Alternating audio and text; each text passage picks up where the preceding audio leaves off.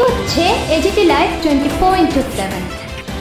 This is AGT Live 24/7. আমরা যখন আজকের দিনে সারা পৃথিবীর মানুষের কমরেড দত্ত আপনাদের সামনে বিস্তৃত পরিসরে ডক্টর যুধিষ্ঠির দাস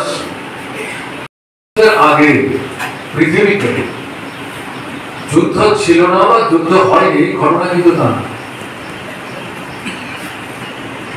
রাজরাজাদের যুদ্ধ তো লেগেই ছিল,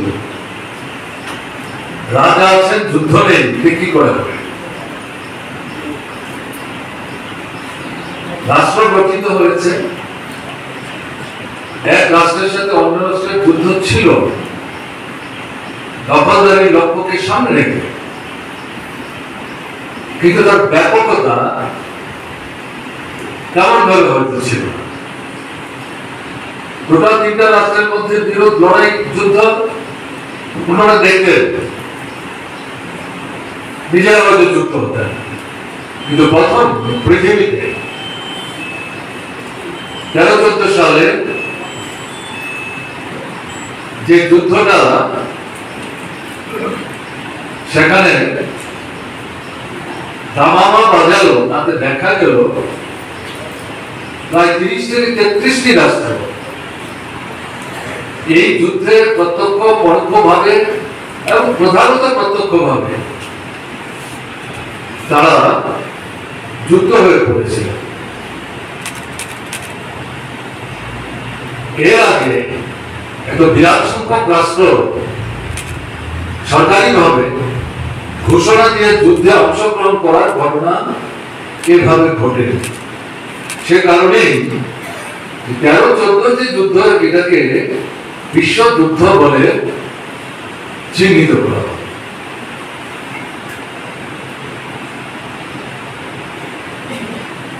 তার পরবর্তী সময়ে যে যুদ্ধ দ্বিতীয় বিশ্বযুদ্ধ, তাতে প্রায় 70 থেকে 72টা রাষ্ট্র ঘোষণা দিয়ে অথবা অঘোষিত ভাবে এই যুদ্ধে তারা অংশগ্রহণ করেছে।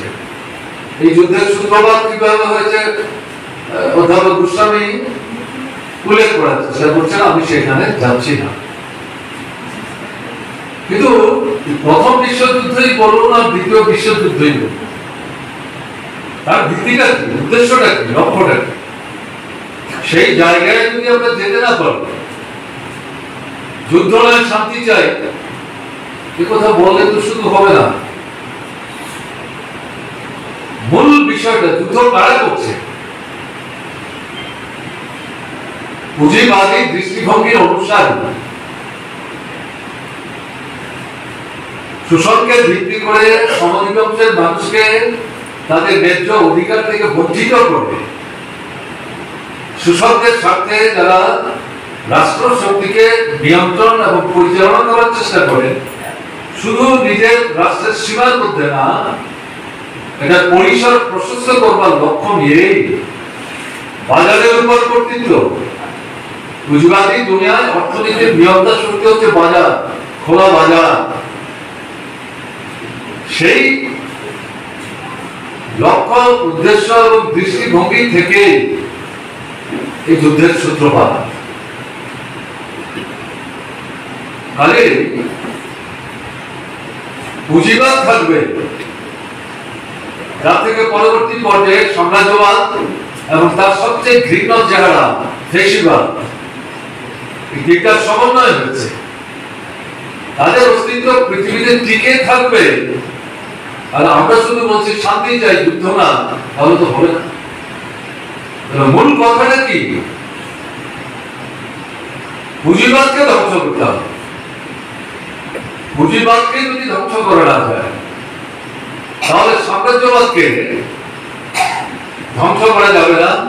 পুঁজিবাদ এবং সাম্রাজ্যবাদকে ধ্বংসের মধ্য দিয়ে ফ্যাসিবাদী যে ব্যভিচারী চেহারা, এটাকে নির্মূল করা সম্ভব হয়।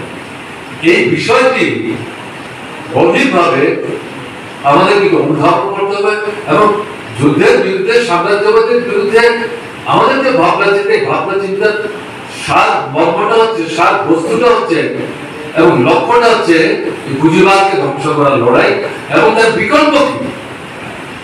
শুধু যুদ্ধ নয়, শান্তি চাই, পুঁজিবাদকে ধ্বংস করো। শুধু পুঁজিবাদ সাম্রাজ্যবাদ ধ্বংস করার কথা বললেই হবে না, বিকল্পটা আমরা কি চাই? পৃথিবীকে তো ধ্বংস করার কথা আমরা বলছি না, বিকল্প আমরা কি চাইছি? বিকল্প আমরা চাইছি শ্রেণীহীন, শোষণমুক্ত একটা সুন্দর সুস্থ সমাজ ব্যবস্থা। নারী পুরুষের সমান অধিকার থাকবে, যাদের যোগ্যতা দক্ষতা অনুযায়ী শ্রমের বিনিময় ঘটিয়ে তিনি উপার্জন করবেন, তার উপর ভিত্তি করে মানুষের সম্মান দিয়ে মাথা উঁচু করে সেই দ্বারা সুদৃঢ় রেখে তারা বেঁচে পড়তে থাকবার চেষ্টা করবেন। কারোর কাছে ভিক্ষা পাত্র নিয়ে তাদের অনুকম্পা যাচনা করবেন না। তাহলে এরকম যে ব্যবস্থা, সেটাকে আমরা বলছি সমাজতান্ত্রিক সমাজ ব্যবস্থা।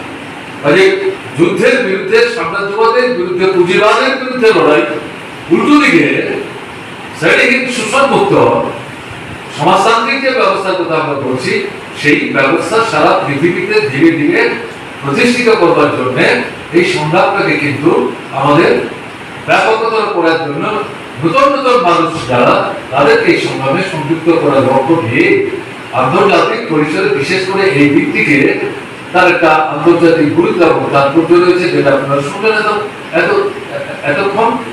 এই দিকটিতে একটা ব্যাপক সংহত প্রচার সংগঠিত করার কর্মসূচি সামনে নিয়ে পৃথিবীর যুদ্ধ বিরোধী, সাম্রাজ্যবাদ বিরোধী এবং শোষণহীন শ্রেণীভুক্ত একটা ব্যবস্থা পত্তনের ভাবনায় যারা উদ্বেলিত, তাদের এই সংগ্রামটা বিস্তৃতি ঘটাবার লক্ষ্য নিয়ে এই প্রচার আন্দোলন সংগঠিত করা হচ্ছে। পার্টির আভ্যন্তরীণ সবাই কত সময়ে কথা বলেন সেটা তো আমার জানবার সুযোগ নেই।